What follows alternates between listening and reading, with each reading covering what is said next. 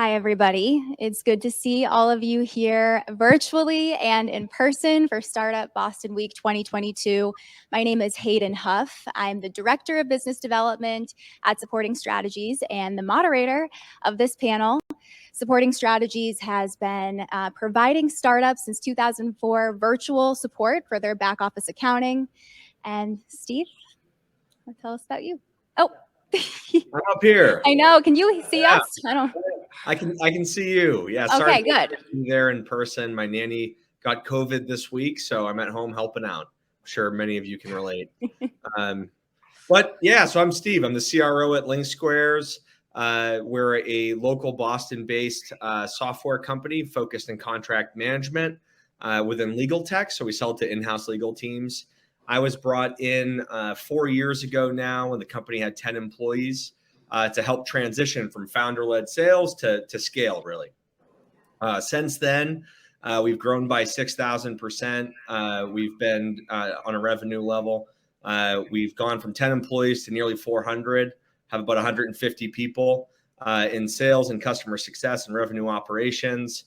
And yeah, that's me. So I've been through a few different stages of growth on the path here at LinkSquares and ready to share whatever insights I can to help everybody out.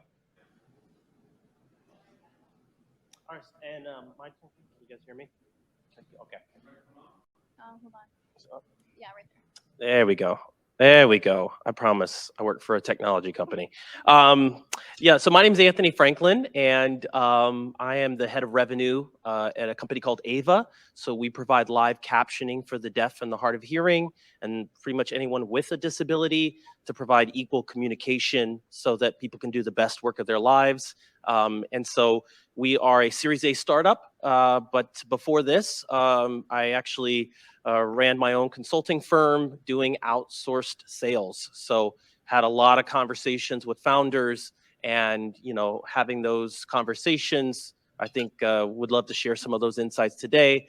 But I've had roles as VP of sales, director of sales, about 10 years of experience in SaaS sales, and just happy to be here, happy to share insights. All right, we're going to get started then with the panel, and we will leave time at the end for questions from the in-person and virtual audience. All right, are you guys ready? Okay, so we have a two-part question. How would you define the term outsourcing sales, and are there any signals you believe a founder or sales leader should lean on to consider outsourcing a part of the sales function? Who wants to go first? Yeah, you can go first. Go for it.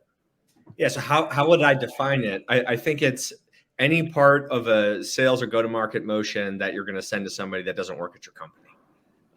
And things that I would consider or I would advise a founder consider is that you first understand your value proposition really inside and out, and you understand or have beginning of an understanding of who your ideal customer profile and target persona might be.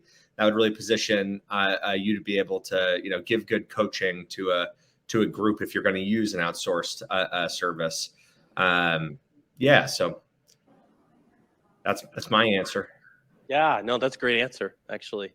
I think outsourcing sales, I would define it as really anything that an account executive or a full cycle account executive or a manager would do. Anything that they would do that is not happening inside of your organization, that is outsourcing some part of the sales cycle. And so, that there's a whole host of things that you can outsource. And some of those are more commonly outsourced than others, but that's how I would define that. And I think the second part was about signals, right? Yeah. Are there any signals you believe a founder or sales leader should lean on to consider outsourcing their sales function? Oh, wow. Yeah, that's a tough one. I think there's conditions that typically happen when I'm in my conversations with founders that I would say you need to think about it. It's a very personal decision. There's risks on both sides. So there's risks in just hiring, salespeople. I think any sales manager, worth their grain of salt will tell you that there's a risk in hiring, just period. But there's also risks in hiring and outsourcing that. Some of those risks can be managed, and that's what we're in the business of, is taking calculated risks. But I think it's important to understand that. So I think some of the signals that you may want to consider it is you've reached capacity in a seed or Series A startup or bootstrap startup. You've just reached capacity. So you feel like you could do so much more if perhaps your calendar was more booked with demonstrations.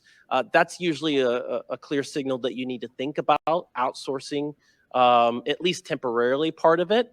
And so I think another signal as well is you've gotten past what Steve called the founder-led sales stage, but now you've sort of reached the stage where you've sort of plateaued, right? So you need to think about, a little bit more of, can I bring someone in with a little bit more expertise that may be able to help me scale this? So I think both of those are signals that I've definitely seen, although there may be many more. So. Yeah, that was good. It's interesting to hear that and the different types of signals that there can be depending on the stage of where you are at in your business. And so when, a company is starting to think about potentially outsourcing their sales, what are some common misconceptions people may have about outsourcing sales overall? Who wants to go first this time? I'll take this one. All right. So I think there's a lot of misconceptions about outsourcing. So I think one misconception is that I don't need to sell because I'm a technical founder. So sales will just do it. Outsourcing sales will do it for me, right? There is a level of founder-led sales that you cannot outsource, and you need to have the insights into your value proposition. Why do people buy from you? What are the features that actually people want? And you need that feedback at the very beginning to be able to even have something to hand off. So in some ways, there's this idea that, I can just have someone else develop the playbook with just some very general thoughts. But no, you need to have some sales under your belt so that you can say, and maybe it's just a few sales if it's enterprise, and maybe it's 15, 20 if you're having selling to SMBs. But the idea is I have to have some kind of playbook to be able to share with those that I'm outsourcing this to. Otherwise, what are they doing? They're just guessing, and that's not much better than just throwing spaghetti at the wall and seeing what sticks, right? So I think that's a big part of kind of the misconceptions. I think another misconception I find is that the whole sales cycle can be outsourced. So someone may disagree with me on this, but I don't think all of sales, specifically closing, negotiating at the end, like that's not something you want to outsource, because those are the kinds of conversations where they're telling you what's valuable, what's not valuable, and you're learning how to price, and you're learning how to position yourself. So so I think that's also a misnomer out there. And so those top of mind, those are a couple of things that I think I have regular conversations that maybe, maybe people are thinking about that, they shouldn't be thinking about. So. All right. I like those answers. It's interesting, giving me some stuff to think about. Steve. Yeah, no, I agree with Anthony. Misconception. First of all, I think there's a misconception that sales can really be outsourced. I don't believe sales can be effectively outsourced. I think that you can augment effectively through outsourcing. So starting there, the way that I view it is a great way to actually patch over from founder-led sales and to help accelerate founder-led sales into your own in-house sales team, which you will own and be able to optimize and all of that good stuff. But I think a misconception is that outsourcing sales means that someone's going to come in and help you make money and close business, actually physically do the evaluation, product demonstrations, all of that good stuff. And in the early days, especially, that's the founder's job. I think what it really can be is helping to build those early prospecting lists. Some of these technologies are so expensive to get access to a premium prospecting SaaS platform like ZoomInfo or DiscoverOrg or whatever else you might want to use, sometimes it's cost prohibitive. So somebody else that has a license to that can take your ideal customer profile, your target personas, build you a nice big list, and then take your catered message that you know oh so well as a founder and help you deliver a one-to-many type of experience, similar to that of like a fully fledged BDR function. But who's going to be the most effective in those conversations? I have to agree with Anthony. It's going to be you, the founder, and that's where you're going to learn, to Anthony's point, all that useful feedback in the early days. And I think that outsourcing sales is a way to help onboard some of those early reps because it helps to speed them up, get them more at bats, while you help those early reps also learn the messaging from and how you see and view your solution through your eyes. Yeah, can I let me just add one more thing to what he said, what I loved. I do think none of us would be in this room hearing this conversation if it was easy to hire an in-house sales team for every kind of company, right? We wouldn't even be talking about outsourcing sales, but I think there's some realities that we have to understand is that there's a supply and demand problem, right? There's a lot of AEs, there's a lot of salespeople, but there's even fewer of those that have actually hit their targets on a quarter by quarter or month by month basis. And there is so there's a supply demand problem, right? I think, right at the front there. I think, some of the other difficulties that we have to acknowledge is that sometimes, we're pre-product market fit, right? And we do need to kind of go back and think a little bit more about when is the time that I really need to push on the gas and maybe hire somebody that can really accelerate us finding product market fit and understanding our customers. So I do think, all of us are in agreement that in-house sales is the star, right? Like that's what we want. But I do think there's sort of a gap here sometimes especially if you're a bootstrapped founder, do I really want to sort of hire and sort of take those risks, or do I want someone that sort of has more expertise to sort of help me as I sort of build that first sales team? And I think some of those realities are that it's expensive to build a sales team. And I think there's a number, and I'm sure we'll get to this, but there's a lot of reasons why you would sort of, I think, outsource sales. So I would just add to his point, those.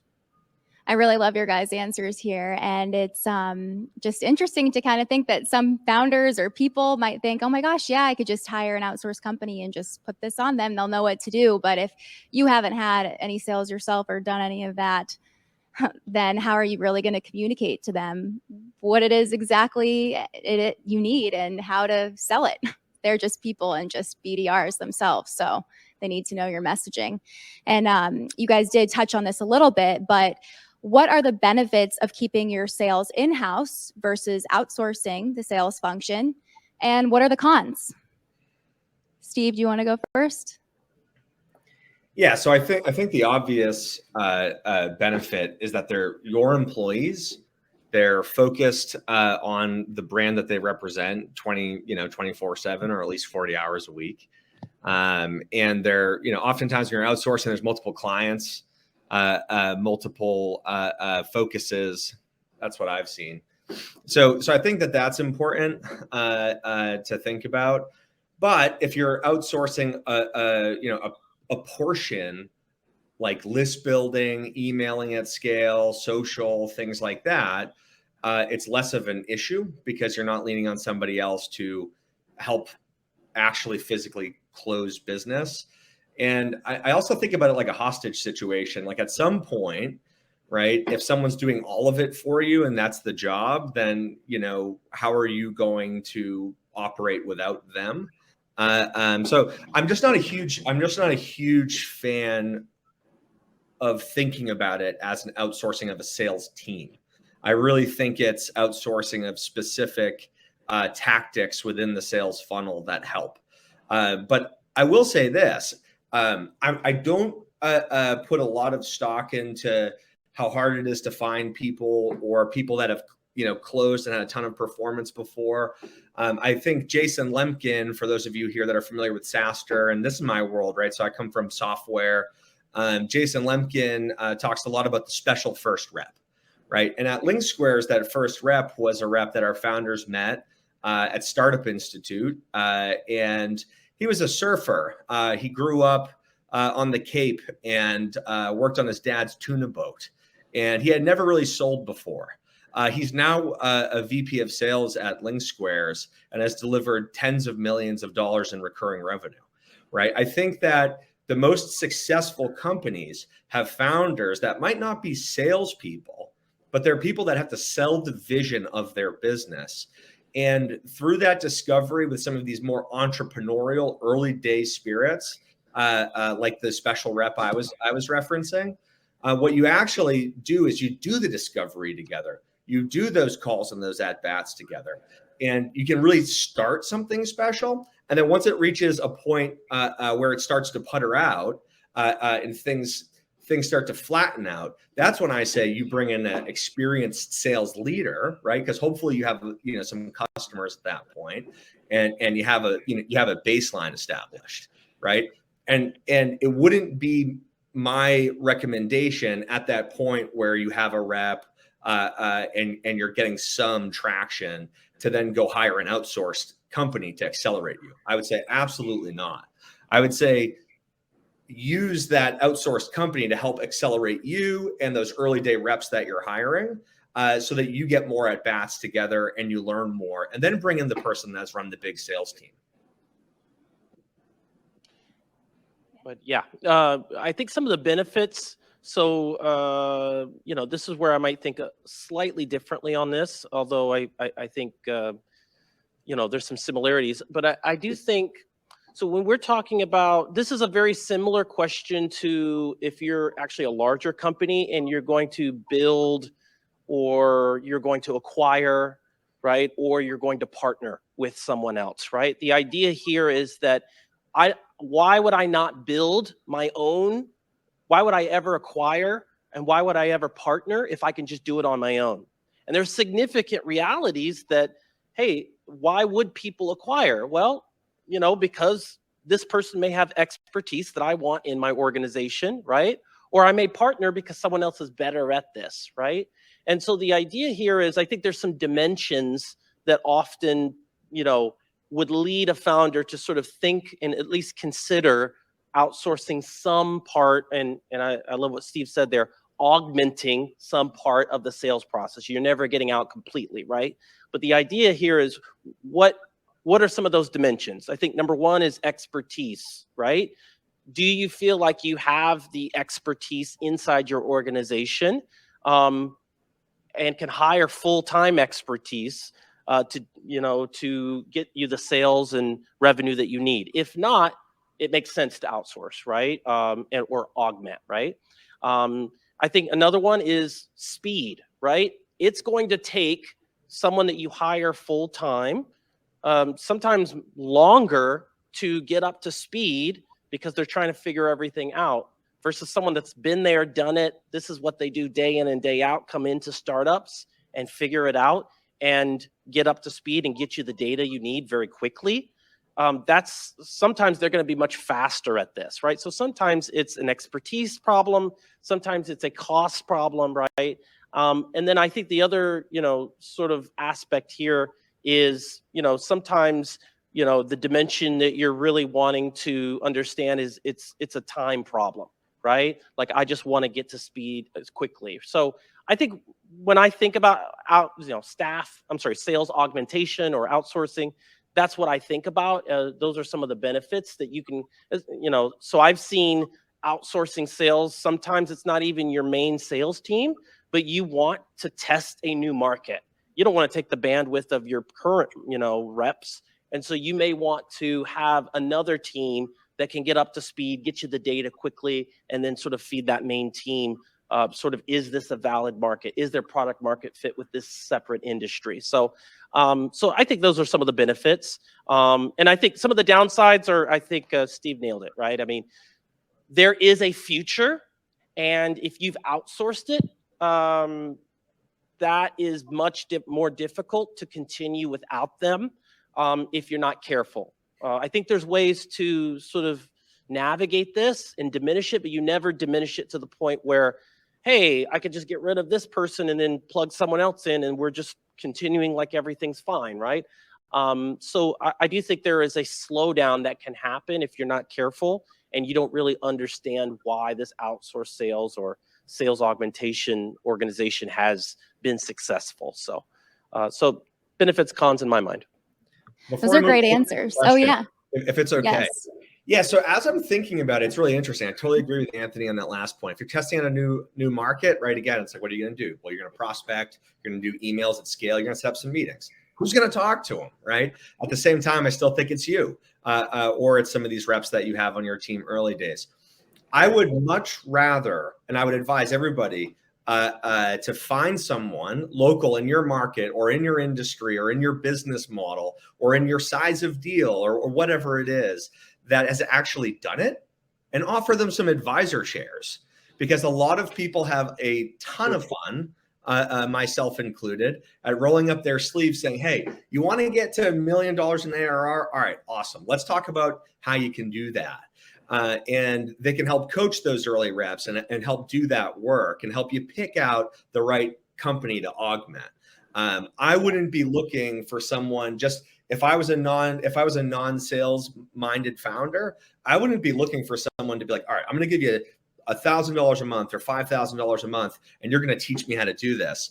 I would look for somebody that's done the thing I ultimately want to do, gotten to the destination that I ultimately want to go to, and say, hey, listen, do you want to partner alongside me and give me coaching in exchange for some options for the long haul? So whenever I need you, I can call you.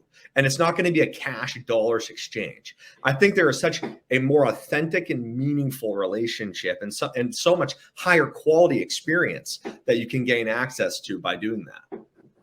Agreed. Yeah, I totally agree with that. And it's interesting. I love how you both use the word augment, because it really can't be your full sales function. It just doesn't make sense. And at Supporting Strategies, actually, we are testing new markets, and I'm really implementing an outsourced sales solution right now for the very first time. And I'm just kind of trying it out. We'll see how it goes. This really did seem like a more results-oriented group, because a lot of the times they'll be like, oh, we'll do X amount of dials, but we're not going to guarantee any meetings. So what the heck? That doesn't work for you. So we'll see how this goes. It's, maybe I'll let you guys know if you follow up with me, but I'm testing it out. So, okay. What key problems do you believe outsourcing sales would fix, and what problems would it never fix? It's kind of the same question, it's like similar stuff. Yeah. I think what it fixes, to Anthony's point earlier, is bandwidth, right? It's there are certain people, if you have those special early day reps that you can coach on the messaging and how to talk to your target market and target personas, and you're training them on how to present the tool and take people through all of that, or take them through the solution. If that's where you're focused, but you've never operated Outreach or Sales Loft or any of these one-to-many tools that really help you operate at scale, which are absolutely necessary to be successful in B2B sales these days, you can have someone cover that ground for you with your messaging. So I think it can really solve like the meeting setting before you want to go and invest in like hiring BDR management and all of that stuff. So it can help for sure. I think what it's never going to solve is the discovery work.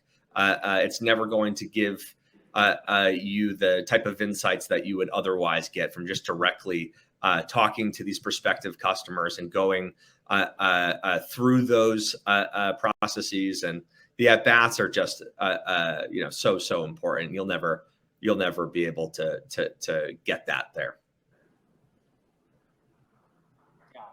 Yeah, I think when I think about some of the things it solves for, so I want to be very careful about putting blanket statements out of, because the truth is there are pitfalls, and sales augmentation, outsource sales has become a big business. And there are players in this business that are really just outsourcing what you should be doing to another place.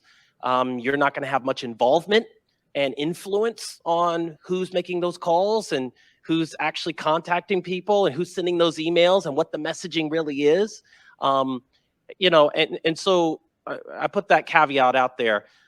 I do think great sales augmentation can help out with, I think, messaging and positioning of emails. There's whole people's jobs, and some people would consider that marketing, right? But sort of the demand gen function absolutely should be a part of what you think about. Should I outsource that, right? I think there are some outsourced SDR companies that are going to have that initial conversation. Again, part of a community pavilion. They've done a lot of studies on this. The idea is like there's not a lot of people that have had great success, with outsourced SDRs, right? But because I think in many ways it is a iterative process, right? I think another thing that it can also solve for, and this is personally what I've done in sort of my consulting firm, is managing and coaching your first team of reps, right? There's a different motion, there's a different muscle to coaching and managing and helping people hit their numbers that's very different than selling, right?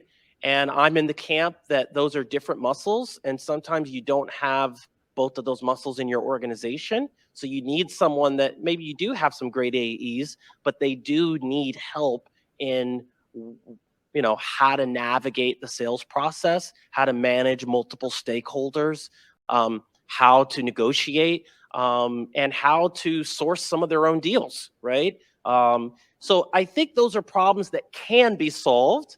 Again, the caveat there is, finding a quality organization that can actually do this for you. So.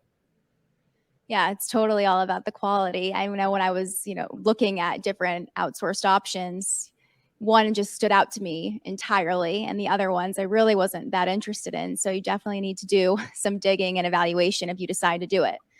So besides what you mentioned about not having any sales and not having anything to give over to an outsourced company in terms of how they can communicate selling or getting meetings for your product,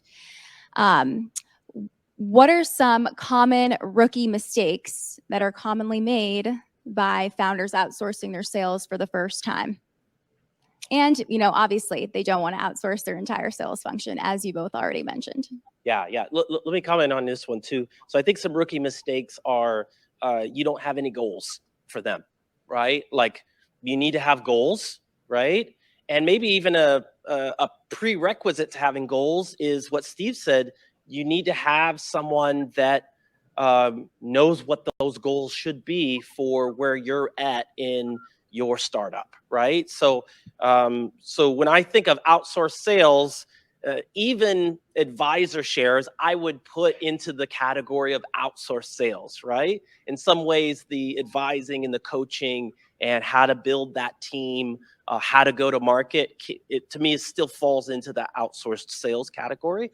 But I do think part of, what we're thinking about here is, can I, create a great value proposition, reiterate on that value proposition. So yeah, that's what I think about when I think about sort of outsourced sales. I think of finding the right person, the value prop, and then I think also I think you want to outsource to the right organization. So cool. See?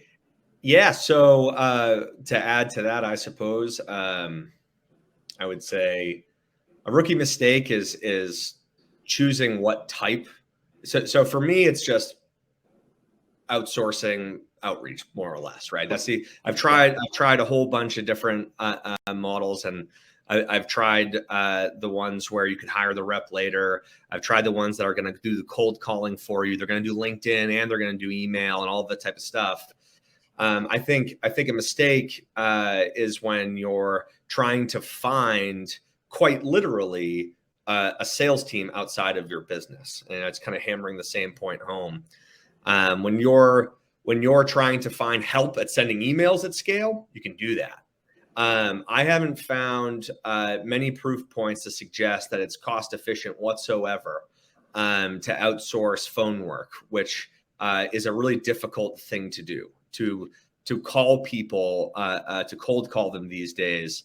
That can take 6 months of practice and tons of iteration, years of your sales team figuring out how to do that the right way. So I see a rookie mistake as like hiring the person that's like, yeah, I'm just going to cold call people for you. It's like, well, I just don't, I don't see that working out well. The thing that I've seen work is social and email. And to comment back to Anthony's point, where I might disagree on the outsourcing being an advisory thing, I think for any founder there, if you're going to let somebody in on your cap table, probably not someone you're considering to be an outsider. Similar to investors, right? If they're going to have that equity to your business, they better be bought in, right? So interview and choose carefully, and definitely don't make someone an advisor that you think is an outsider.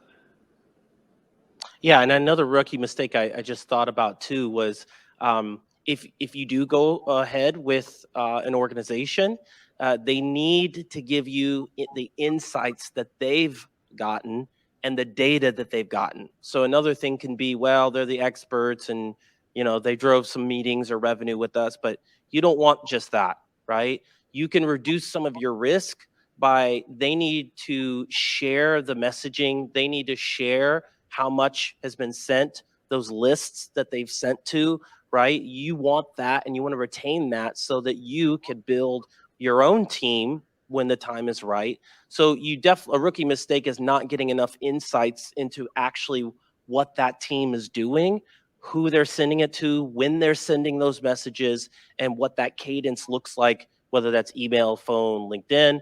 Again, I do think they need to be good at what they do. It's not, remember, outsourcing sales is sensitive because in some ways you're taking an organization that you don't have complete control over and you're saying, hey, take our brand and put it in front of customers. That's not something you do lightly, right? So you really want to fully vet these organizations. Have they actually partnered with people at your size of company? Do they actually have success stories at your size of company? Can you talk to those references? And what situation were they in before and afterwards? So I think a lot of that you can, but I do think a rookie mistake is just not getting the data, because then you got your hands in your pocket 6 months later, and guess what? You don't have the insights that you should have had 6 months ago. You really want to be very involved if they are going to be helping you in augmenting any part of your sales process. Yeah, definitely. I mean, it's a relationship, and I think the more that you would work with the outsourced partner you have and give them feedback, hear their calls, like you said, look at the list. When are they calling, emailing? It gives you insight to give them some coaching because they're not a member of your organization. So I really like those suggestions, and I love the insights, the data, the analytics. For us, as we're breaking into new territories, that's really one of our goals in using it, is just to kind of figure out what the market looks like so we can prime it for a rep once they get there. I have one more thing to add for the audience, is this.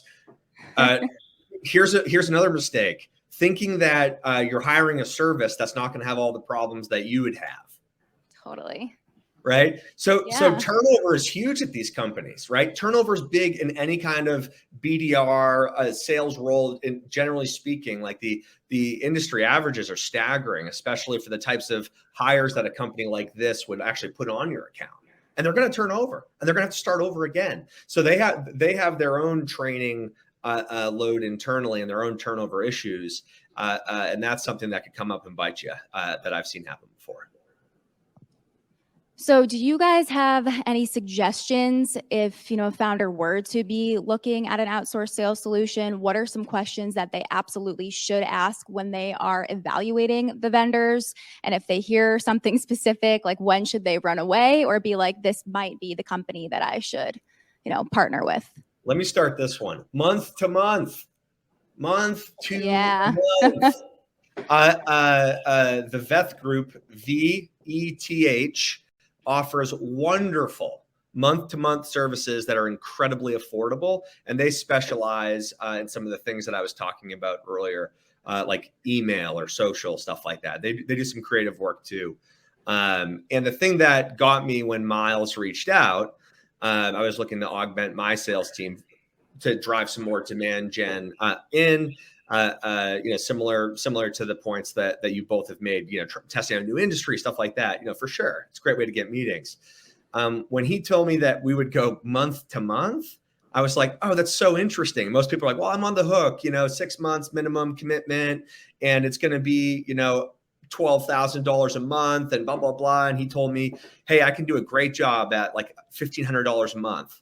I almost didn't believe it, but because it was month to month, I was willing to try it. The VETH group has driven probably north of $500,000 in revenue for us, and we've probably spent a tenth of that over the course of like a couple of years. So a service like that's rare. We all know how important retention is, right? And if you're willing to say month to month and put your money where your mouth is, that's something that I would say you should all look for. Yeah, I think some questions you want to ask, and I've said some of these already, are, who have you worked with? Who can I talk to? And have you worked with anyone at my size of organization? And I'd like to talk to them, right? And really, just like you would do for an AE for references, you want to fully vet that the experience is been great with other folks in your size of company. I think another question you want to ask is how available are the people that are actually doing this work, right? How available are they, right? This is not something I want to spend 30 minutes, once every 2 weeks, and I'm going to pay you, $5K, $10K a month, right? This is something that I want to be heavily invested in. I want to be able to talk to these reps and what are they hearing, right? Outsource sales is a spectrum.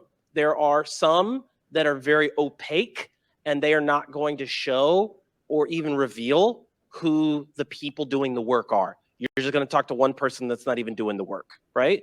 And then there's others that I've seen and worked with that are very transparent, so much so that you're able to talk to the reps that are actually going to be doing the work, and you can actually hire those reps that into your organization later, right, for a certain fee, right? So you want to understand that, and you want to avoid the ones that are opaque, that don't give you insights into actually what's happening and what you're getting for your money. So, and then I think maybe the last sort of question I would, advise founders to sort of investigate here, right, are, and again, this is if you've reached maybe pre-product market fit, or you're kind of there, but you're not really sure. You want to ask them, what are some of the metrics that you've driven for companies of my size? And I'd like to talk to them about, those metrics, right? So they should be able to give you some real tangible numbers when it comes to the augmentation that they're doing for you. They need to be able to give you some real data. You need to compare that against the advisor that maybe you've given some shares to make sure those are actually realistic numbers as well. And then the metric, you don't want to just get the success metric. You want to get out of how many emails did you send, right? If you sent emails to all of America and you got a bunch of sales, but wow, you blew through this whole list, I don't want that. Right? I could go do that and email a bunch of people with HubSpot, right? The idea here is I need you to be effective. So what are the metrics that you achieved, and then out of how much? And so you want to have those conversations. And again, if you're not a sales founder, you want to talk to an advisor that can help you with what those benchmarks should be. And that's so tremendously helpful to our audience to give them like actionable advice and questions that they can go and use to evaluate an outsourced sales vendor. And I love what you said, Steve, about putting your money where your mouth is month to month. That's a big deal. And even at Supporting Strategies, our service is month to month because we want to earn our keep and we're confident in our service. So it really speaks volumes when a company is willing to do that. So Yes, with, get paid on commission, right? I mean, yeah, generally speaking, we're talking about outsourcing sales. So if they're not in it month to month to earn your business again, that's like being a sales desk. You're trying to hit quota every month, and it's really hard, as it turns out. So I think it's really important to have that incentive versus making a big push at the end of month 6 to try and get you that one deal to close to cover the contract value. You know, to Anthony's point, all of the metrics leading up to it, if they start to veer, you can have that conversation just like you would with an internal rep, and you could say, "Hey, listen, we talked about this, and this was the type of results that you were supposed to drive, and we're on a month-to-month commitment, so you could put them on a performance improvement plan, just like you would put any BDR or AE on a performance improvement plan." Yeah, I like that. It's awesome. And I want to make sure that we leave some time for our audience here in person and virtually to ask our panelists any questions.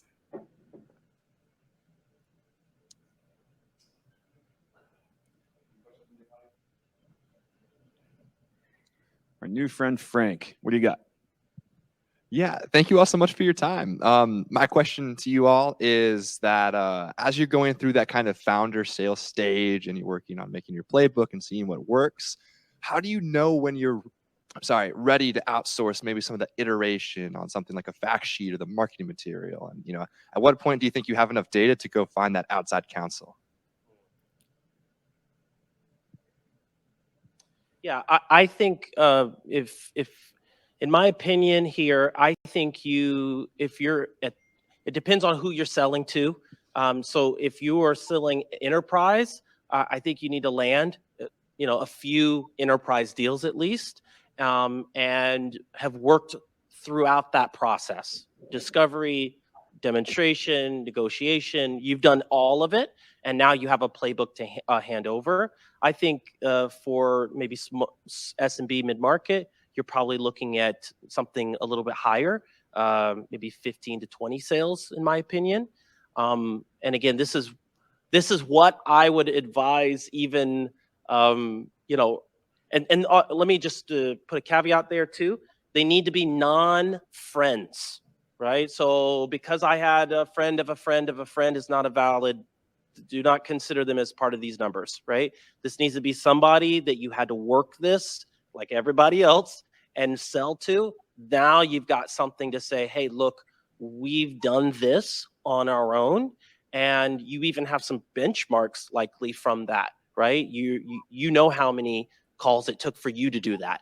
You know how many emails it took for you to get that done. So now you have something to compare to when you sort of outsource to them. So those are some of the benchmarks I use. What do you think, Steve? Yeah, I think those are spot on. I totally agree. I think about that. Maybe a few customers where you've kind of gone through the process with your co-founder or yourself to get those first deals. Then you can start thinking about that special first rep, the entrepreneurial one that's going to go in with you and no one knows what the heck's going on to try and figure it out. I think that's what's so beneficial about having a sales advisor. It doesn't have to be a formal advisor at first. Maybe someone that you worked with in the past that you respect, you had a good rapport with, that can help give you just pro bono coaching before you're ready to make that relationship more official in an advisory sense. That person can help you just land those first ones by giving you tips and advice to hear you out on some of your successes and failures and good stuff like that. But a really interesting thing that you can do too on the path is start to think about those early customers as potential advisors too, to help give you coaching on what they liked about your pitch, what they didn't like about it, help you network into other people that they're familiar with who are, guess what, buyers just like them, to help get you in front of them, but not necessarily like get you the deal. But great stuff from Anthony, for sure. I love what you just said about, having some of your early customers kind of coach you on how you did. Like, how was your pitch? How was the whole sales process? What did that feel like to them? And if you have somebody that's willing to do that for you, that is a gift. And I know Leslie, our CEO and founder, that's really how she started supporting strategy. She had some customers early in the beginning that helped her build out this whole service line. So that was really instrumental to her business. Any other questions from the in-person or virtual audience? Looks like we're doing good on the in-person right now, but we're going to be here for a bit, so you can cue that up. I'm going to try and channel you, our moderator, and I'm going to toss one of these questions up here. So let's go with Maureen Mansfield.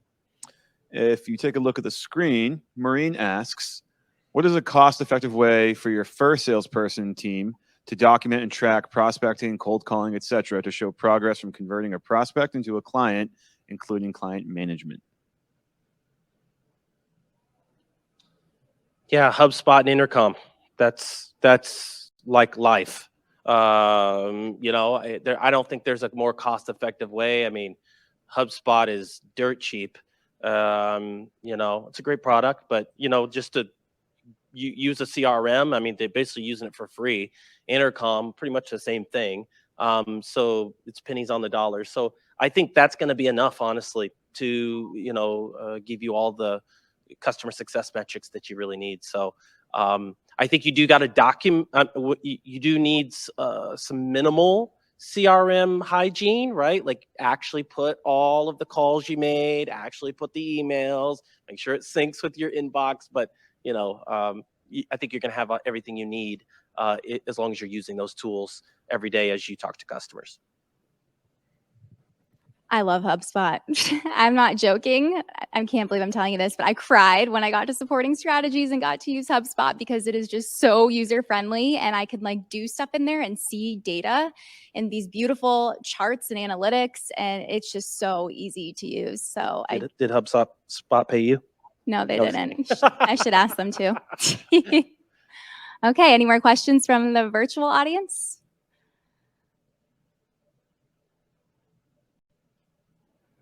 Yeah, we've got Dana Allison asking, would love to hear about payment structures, incentives, contracts for outsourced versus 1 or 2 in-house sales employees. What are terms that might make sense for both? It really just depends. So for in-house, in the early days, you can find some of those reps that are much newer, maybe have a little bit of BDR and experience somewhere else that you can afford.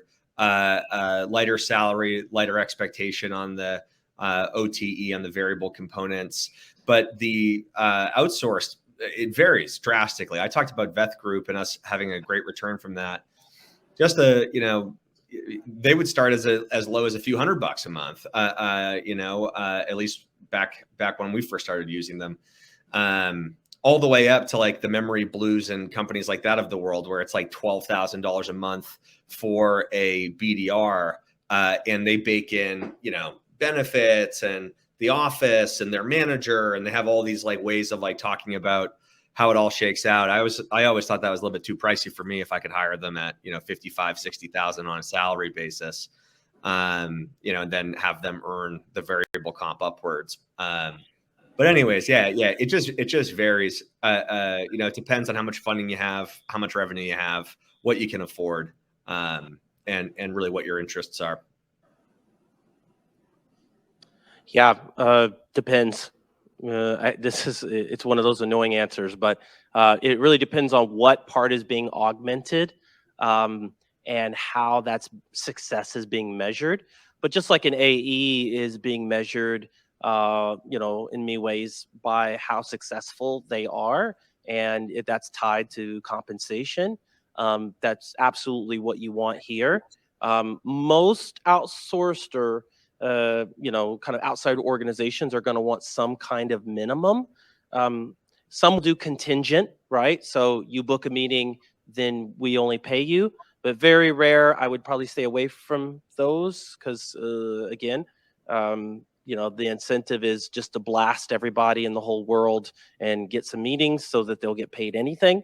But I do think It really depends on kind of the function. Unfortunately, it's a hard question to answer when we're thinking about all of the different functions that can be sort of outsourced. And again, I think we've talked a little bit about, the demand gen SDR function, but there's a lot of parts of the sales process that can actually be outsourced.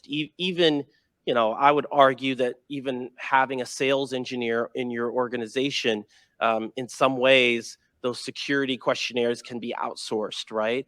Or those legal conversations, right? Again, some folks would say that's not sales outsource. Well, is the sale going to get done if that doesn't get done? Well, I would say it's outsourcing a part of the sales motion. And again, the payment for that can vary. Any other questions?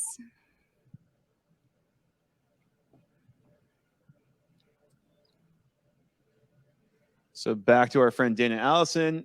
It's a great segue. How do you evaluate and choose that right outsource team? Yeah, so Dana, I would say evaluate and choose the one that is going to help you and the team that you hire internally do a better job, faster, quicker, with higher quality. I don't advise that you choose an outsourced team.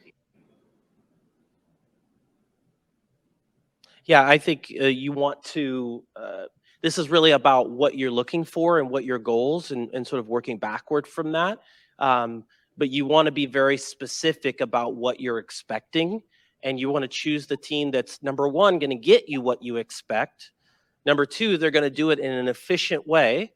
And number three, they're going to help you be successful after that agreement is done, right? So you don't want to work with an organization that sort of ties you to a ball and chain and wants you as their customer forever. This is a temporary solution. We all want in-house sales, and that's how you're going to build a world-class organization.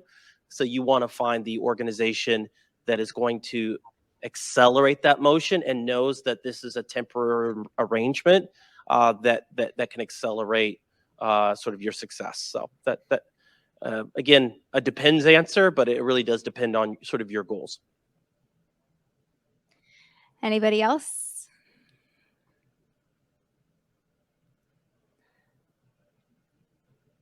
Is that it for the virtual questions? That's it for the virtual question. We do have one more that I think can tie into this. So we've somewhat hit on, but let's check all our boxes here. All right. So let's put Sebastian Selma on the screen here. So do you believe a founder can outsource a part of his sales to understand / create that buyer journey and persona insights? If yes, no, why?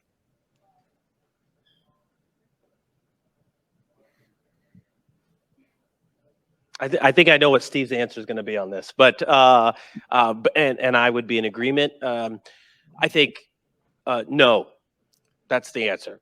So everything that was mentioned in that sentence, in many ways, is the business, and you need to have a deep understanding yourself. And if you give that to someone else, you are going to lose the understanding you need to run the business effectively. Founder-led sales is all about understanding our positioning with customers, what they value, where the product development needs to go, and how can we get there as quickly as possible into our revenue goals as quickly as possible. You're not going to understand that if you don't understand the personas, the insights that they've given you. I wish this was like this. I wish this was like this. If I give that to someone else, are they going to tell me every time they have one of those conversations? It's a risk that most founders, I don't think, should be willing to take. Again, what we've talked about in this session is almost none of those things. I'm just making sure. Yeah, almost none of those things. The parts that should be augmented are completely separate from the things I see listed in this sentence. All right, so that's going to wrap it up for our outsourced sales conversation. I want to thank our panelists, Anthony Franklin and Steve Travaglini. Again, my name is Hayden Huff, and enjoy the rest of your startup week. Have a great day, everybody. Reach out on LinkedIn if you want to talk.